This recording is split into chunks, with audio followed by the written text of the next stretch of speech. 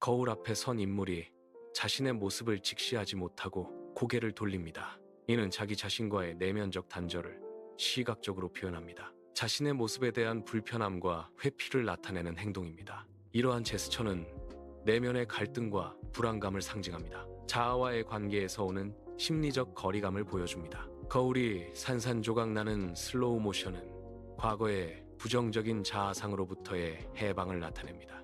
이러한 파괴는 새로운 시작과 긍정적인 변화의 가능성을 암시합니다. 조각들 사이로 새어나오는 황금빛은 내면의 잠재력과 희망을 상징합니다. 이는 개인이 겪는 긍정적인 심리적 전환과 성장을 시각화합니다. 결과적으로 이 장면은 자기 발견과 자기 수용의 여정을 표현합니다. 어린아이가 그림을 그리는 모습은 타고난 자기애와 자신감을 보여줍니다. 아이들은 내면의 세계를 자유롭게 표현하며 자신을 긍정적으로 인식합니다. 이러한 자기 표현은 건강한 자아 발달에 필수적입니다. 그러나 어른의 부정적인 한마디는 아이에게 큰 영향을 미칩니다. 아이의 표정이 굳고 그림을 구기는 장면은 외부 비판의 충격을 보여줍니다. 이는 외부 비판이 자기 비판으로 내면화되는 과정을 시각화합니다. 손가락이 SNS 피드를 스크롤하며 다양한 게시물을 보여줍니다. 완벽한 몸매,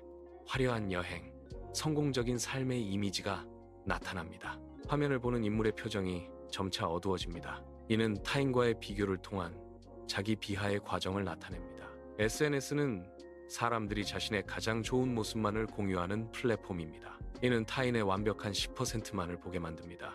반면 우리는 자신의 솔직한 100%를 알고 있습니다. 이러한 비교는 타인의 이상적인 모습과 자신의 현실을 대조하는 오류입니다. 심리학 연구에서는 어린 시절 경험이 자기 인식에 미치는 영향을 강조합니다. 부모, 선생님, 또래로부터 들은 부정적인 말은 내면화될 수 있습니다. 이러한 내면화된 메시지는 성인이 되어 자기 비판적인 목소리로 작용합니다. 이는 개인의 자존감과 정신건강에 지속적인 영향을 미칩니다. 자기 비판은 타고난 성격 특성이 아닙니다. 이는 시간이 지남에 따라 학습된 행동 패턴입니다. 학습된 습관은 변경될 수 있는 가능성을 내포합니다. 따라서 자기 비판적 사고방식은 충분히 변화시킬 수 있습니다. 이러한 인식은 자기 개선을 위한 중요한 첫걸음입니다. 비행기 안전지침은 산소 마스크 착용 순서에 대한 중요한 비유를 제공합니다. 비상 상황 발생 시 산소 마스크가 자동으로 내려옵니다. 승객은 다른 사람을 돕기 전에 자신의 마스크를 먼저 착용해야 합니다. 이는 자신을 돌보는 것이 타인을 효과적으로 돕기 위한 필수 전제 조건임을 의미합니다. 자신이 먼저 안전하고 건강해야 타인에게 도움을 줄 수 있습니다. 이 비유는 자기 사랑과 자기 관리가 이타적인 행동의 기반임을 강조합니다. 낮은 자기 사랑은 관계의 불안정성을 초래하는 주요 요인입니다. 자신을 사랑하지 못하는 사람은 자신이 사랑받을 자격이 없다고 느낍니다. 이러한 인식은 관계에서 취약성을 증가시키고 불안감을 유발합니다. 상대방의 작은 무관심이나 냉담함에도 쉽게 상처받고 무너집니다. 결과적으로 낮은 자기 사랑은 관계의 지속적인 불안정성으로 이어집니다. 낮은 자기 사랑은 타인의 기대에 맞추려는 경향을 유발합니다. 이는 끊임없이 외부로부터 인정을 구하는 행동으로 이어집니다. 이러한 과정은 개인의 에너지를 고갈시키고 소진을 초래합니다. 자신을 소진하는 것은 에너지 고갈의 시각적 은유로 표현될 수 있습니다. 낮은 자기 사랑은 비판에 대한 극도의 민감성으로 나타납니다. 사소한 비판조차 개인의 가치를 부정하는 증거로 해석됩니다. 이러한 해석은 나는 쓸모없다는 내면의 믿음을 강화합니다. 결과적으로 비판에 대해 과도하게, 예민하게 반응하게 됩니다. 이는 자기 존중감 부족과 깊이 연관된 심리적 현상입니다. 번아웃은 지속적인 에너지 소모와 자기 돌봄 부족으로 인해 발생합니다. 자신을 위한 재충전 없이 에너지를 계속 소비하는 과정에서 나타납니다. 이는 신체적, 정신적, 감정적으로 고갈로 이어져 녹다운 상태로 만듭니다. 소진된 에너지는 번아웃의 상태를 명확히 보여줍니다. 결과적으로 개인의 생산성과 삶의 질이 저하되는 현상으로 이어집니다.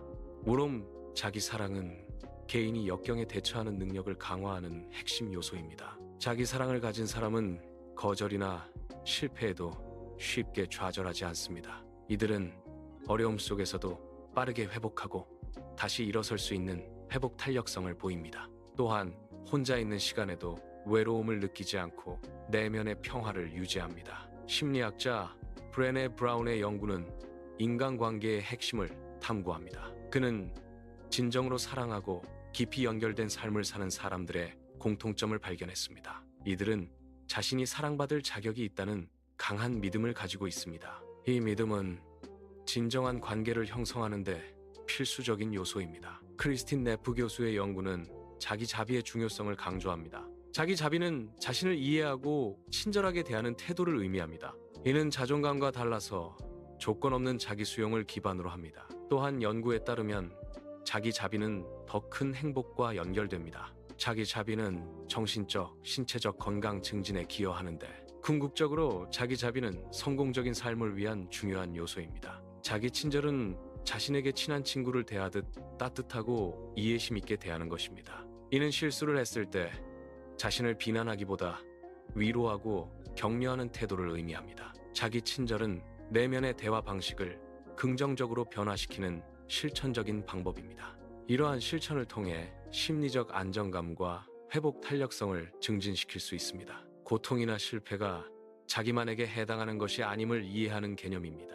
이는 인간 경험의 보편적인 측면을 인식하는 것을 의미합니다. 어려움은 모든 사람이 겪는 보편적인 경험의 일부인 것입니다. 이렇게 인식하는 것은 고통 속에서 느끼는 고독감을 줄여주고 자신의 경험을 보편적인 인간 경험이라고 받아들이는 과정입니다. 이는 타인과의 연결감을 강화하고 공감 능력을 증진시킵니다. 마음 챙김은 고통스러운 감정을 억누르거나 과장하지 않고 있는 그대로 느끼는 것입니다. 감정을 있는 그대로 인식하고 이름을 붙이는 것이 마음 챙김의 핵심입니다. 이러한 과정은 뇌의 감정 반응을 변화시키는 효과를 가져옵니다. 마음 챙김은 감정 조절, 능력 향상에 중요한 역할을 합니다. 또 하나의 방법은 자기 자비 편지를 쓰면서 자신을 괴롭히는 문제에 대해 나열해보는 방법입니다. 이 편지는 진심으로 사랑하는 친구가 자신에게 쓰는 것처럼 쓰는 방법입니다. 자신에게 연민과 이해심을 가지고 접근하여 가까이 가는 것입니다. 이런 과정은 자기 비판을 줄이고 자기 수용을 증진시키는 데 효과적입니다. 결과적으로 정서적 안정감과 회복력을 향상시키는 데 도움이 됩니다. 다음으로 경계선을 얘기해 봅니다. 경계선은 타인을 밀어내는 벽이 아닌 자신을 보호하는 울타리입니다. 경계선은 개인의 가치관을 지키는 중요한 기준점 역할을 합니다. 또한 자신의 감정을 관리하고 보호하는 데 필수적입니다. 개인의 에너지와 시간을 어떻게 사용할지 선택할 권리를 의미합니다. 궁극적으로 경계선은 자기 존중과 건강한 관계를 위한 기본 요소입니다. 개인에게 명확한 경계선이 없을 때 발생하는 문제점들을 설명하자면 경계선이 없는 사람은 타인의 요구에 아니요 라고 말하기 어려워 쉽게 지치게 됩니다. 타인의 감정적 문제나 어려움을 자신의 것으로 받아들여 소진되는 경향이 있습니다. 이러한 과정은 개인의 에너지 고갈과 심리적 지침을 초래합니다. 결과적으로 내면의 분노가 축적되어 정신건강에 부정적인 영향을 미치게 됩니다. 경계선 설정의 첫 단계는 에너지를 고갈시키는 상황과 사람을 파악하는 것입니다.